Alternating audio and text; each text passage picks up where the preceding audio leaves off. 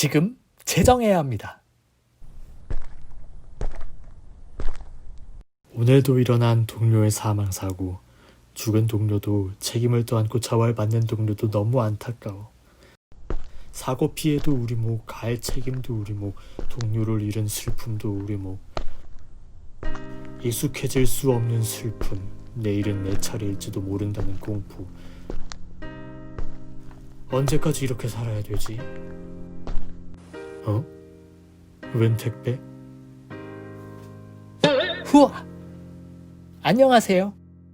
전 미래에서 왔어요. 당신과 함께 미래를 바꾸기 위해 왔습니다. 더 이상 미룰 수 없어요. 지금 바꾸지 않으면 어제 같은 오늘이 오늘 같은 내일로 이어진다고요. 뭘 어떻게 바꾼다는 거죠? 한 해 2,400명의 산재 사망, 반복되는 악순환을 멈춰야죠. 그게 가능하다고요? 그래서 제가 온 거예요.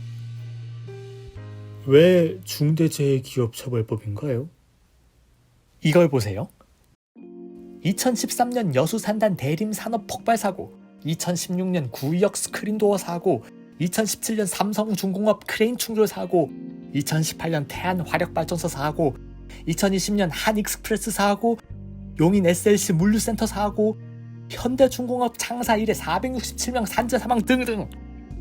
우리나라 산재 사망자 수는 한 해 2,400명, OECD 가입국 중 1위를 기록하고 있죠. 산재 사망 사고뿐만이 아니에요. 상품 백화점 붕괴, 대구 지하철 참사, 춘천 봉사활동 산사태 참사, 가습기 살균제 참사, 세월호 참사 등등. 수많은 시민과 학생들이 재난 참사에 의해 희생되었어요. 왜 우리는 반복되는 죽음의 행진에서 벗어나지 못하는 걸까요? 글쎄요. 그건 책임져야 할 기업과 사람들이 제대로 책임지지 않기 때문이에요. 이번엔 이걸 한번 보세요. 산재 재난 참사는 노동자나 시민의 과실 때문에 일어난 게 아니에요. 기업은 이윤을 극대화하기 위해서 안전시설 비용을 축소하고 부족한 인력에 장시간 노동을 시키면서 부실공사나 몰아치기 노동을 강요하고, 그리고 정부는 이를 제대로 관리 감독하지 않지요. 이런 복합적인 원인의 결과가 산재 사망과 재난 참사인 거예요.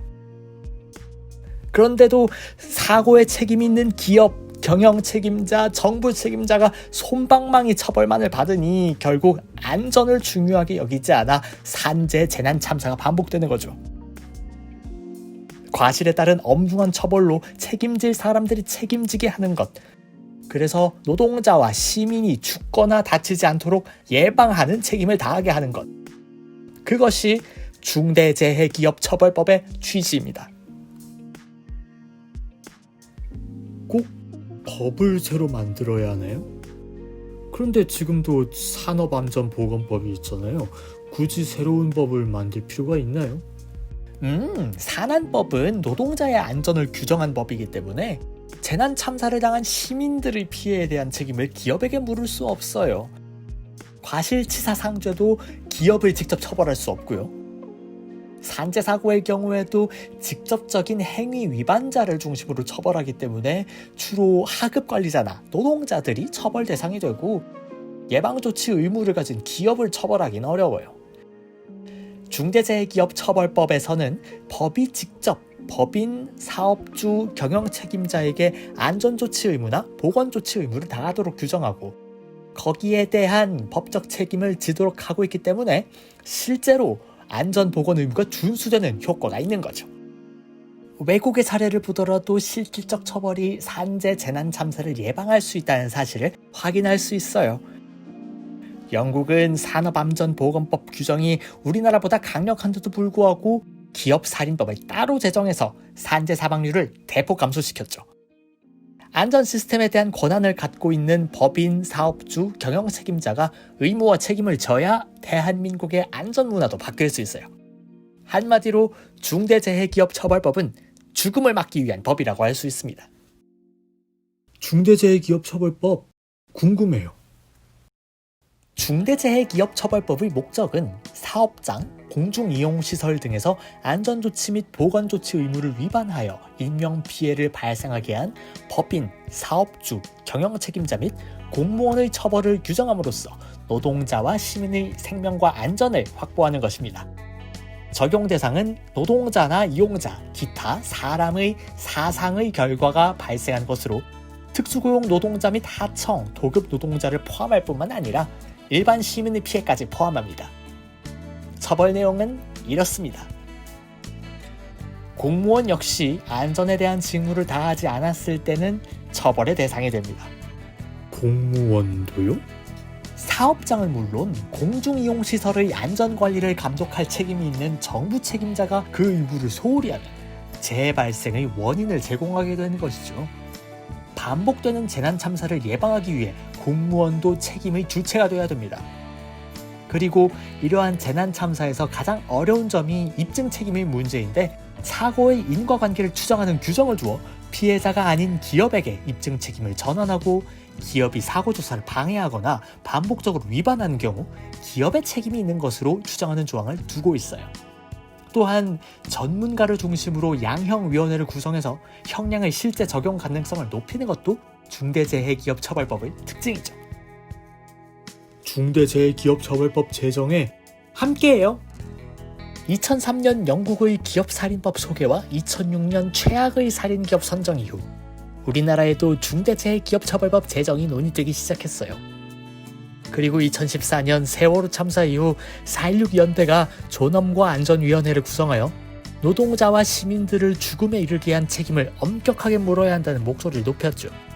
이에 노동자와 시민 및 피해자 단위가 함께 산재 재난 참사에 대한 기업과 정부의 책임을 묻자는 문제의식 아래 중대재해기업처벌법 제정위원회를 구성하여 법안을 마련했고, 19대 국회 입법 청원 운동에 이어 20대 국회 입법 발의까지 이어왔지만 단 한 번의 심의도 없이 폐기되었어요.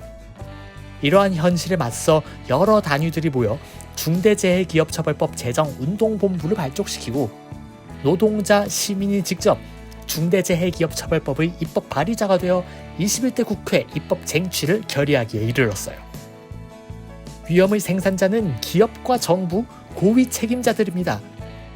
반복되는 산재, 재난 참사를 멈추기 위한 첫걸음은 그들에게 안전조치 책무가 있음을 분명히 하고 그 위반에 대한 책임을 엄중하게 묻는 것입니다.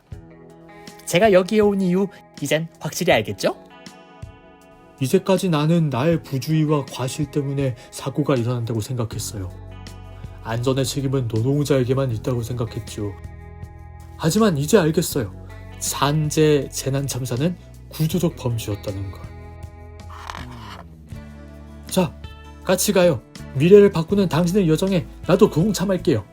좋아요. 시민 노동자의 힘으로 21대 국회 2020년에는 중대재해기업처벌법을 꼭 제정합시다. 지방의회도 중대재해기업처벌법 제정을 촉구합니다.